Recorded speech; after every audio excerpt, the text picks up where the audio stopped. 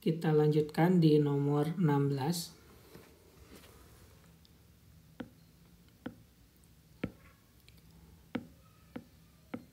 PT Sukajualan adalah perusahaan yang bergerak di bidang perdagangan aneka komoditas. Detail transaksi yang dilakukan selama tahun pajak 2017 yaitu yang pertama, melakukan import barang dagangan berupa alat elektronik dengan rincian harga barang USD 60.000, insuransnya 2%, biaya angkut 1,5% dan biaya masuk ditetapkan 10%. Kurs tengah BI hari itu 13.550, sedangkan kurs KMK berlaku 13.700. Kemudian yang kedua yaitu melakukan pembelian kertas tisu di PT Laplap, produsen tisu sebesar 1 miliar rupiah. Kemudian yang ketiga membayar jasa pengurusan impor sebesar 20 juta rupiah pada PT Urus Dokumen. Kemudian yang keempat, menyewa truk untuk mengangkut barang yang dibeli dari Bapak Sudiro dengan harga 30 juta. Pertanyaannya, pajak apa yang terutang atas kegiatan impor? Siapa pemungutnya dan berapa nilainya? Ini yang harus kita pastikan dulu. Yang harus kita ingat dulu yaitu atas kegiatan impor. Nah, kita lihat transaksi yang pertama, impor. Jadi ini termasuk ke dalam pertanyaan. Yang kedua, bukan impor karena belinya di Indonesia, yaitu kepada PT Laplap. Jadi ini bukan impor. Yang ketiga, membayar jasa pengurusan impor. Ini juga berhubungan dengan impor. Kita tidak masukkan dulu. Yang keempat, menyewa truk untuk mengangkut barang yang dibeli dari Bapak Sudiro dengan harga 30 juta. Ini juga tidak berkaitan dengan impor. Jadi transaksinya ada di transaksi yang ke-1 sama yang ketiga.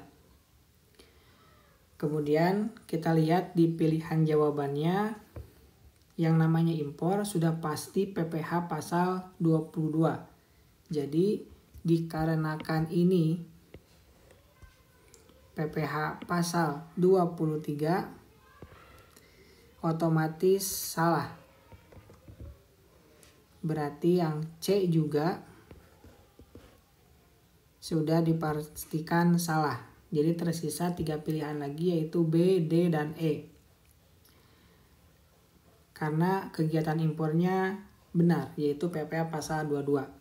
Pertanyaan berikutnya yaitu siapa pemungutnya?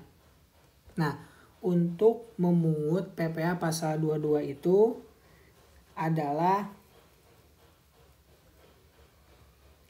importir yang bersangkutan atau Ditjen Bea dan Cukai. Membayarnya bisa melalui pos, bank divisa persepsi atau bank persepsi menggunakan SSP. Jadi yang melakukan pemungutan bisa PT Sukajualan dan bisa Direktorat Jenderal Bea dan Cukai. Adapun E sudah pasti salah. Kenapa? Karena dia mengatakan bank devisa. Sedangkan bank devisa itu bukan pemungut, tapi tempat membayar.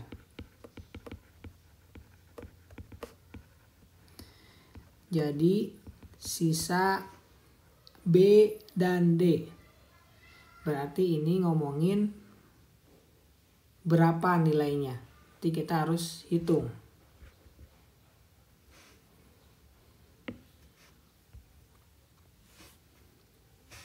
Pertama kita hitung dulu CIF-nya.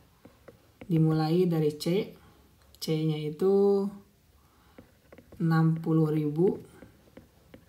Kemudian insurance-nya 2% dari 60.000 yaitu 1.200. Didapat dari 60.000 dikali 2%. Berikutnya yaitu biaya angkut atau freight. Nilainya 1,5%. Berarti 60.000 dikali 1,5%. Hasilnya adalah 900. Jadi kita dapat CIF-nya yaitu sebesar 62.100 dolar. Kemudian berikutnya yang kita hitung adalah bea masuk ya.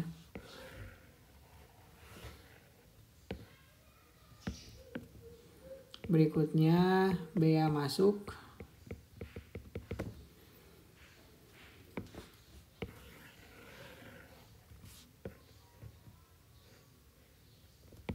Bea masuknya adalah 10%. 10% dari CIF ya. Bukan dari cost-nya aja. Nilainya 10%. Jadi 6.210. Jadi kita dapat nilai impor yaitu 68.310 dolar. Itu dalam dolar. Sekarang kita hitung dalam rupiah.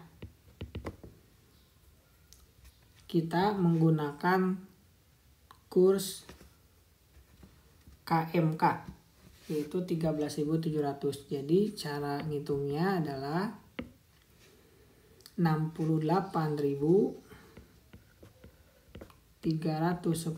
dikali dengan 13.700 rupiah.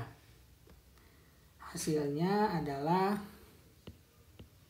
935.847.000 rupiah. Nah, sekarang kita lihat bagaimana dengan membayar jasa pengurusan impor sebesar 20 juta. Kita bisa cek di peraturan PMK atau peraturan Menteri Keuangan nomor 160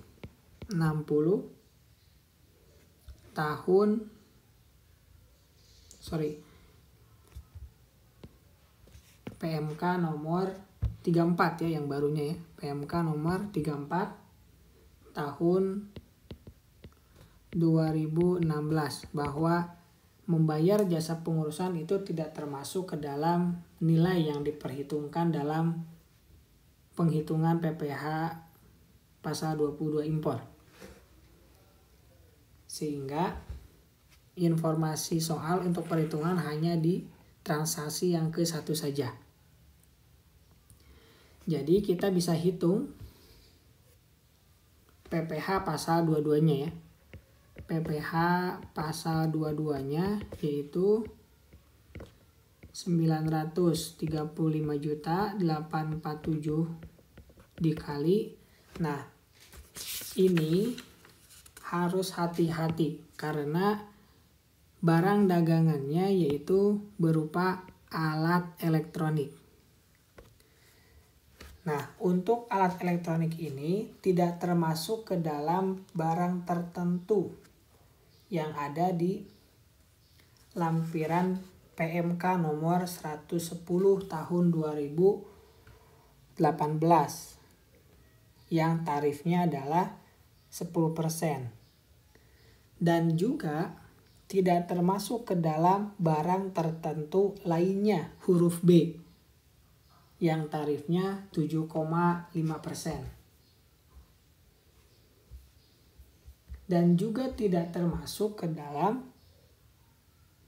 lampiran huruf C yang dikenakan 0,5%. Sehingga ini hanya nilai impor saja. Jadi tarifnya adalah 2,5%. Sehingga kita bisa hitung PPh pasal 22 terutangnya adalah 935.847.000 dikali dengan 2,5%. Hasilnya adalah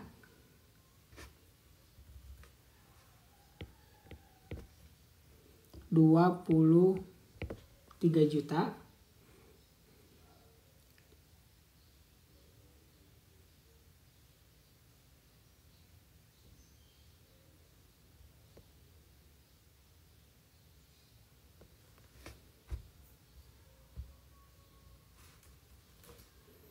396.175 atau 23.396.000 rupiah. Jadi jawabannya adalah D.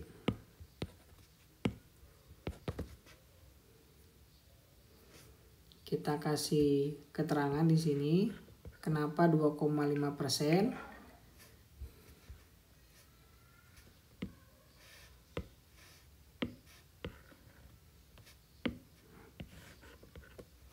Karena menurut PMK nomor 110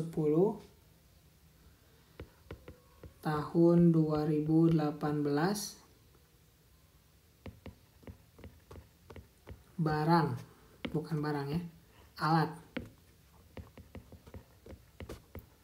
alat elektronik tidak termasuk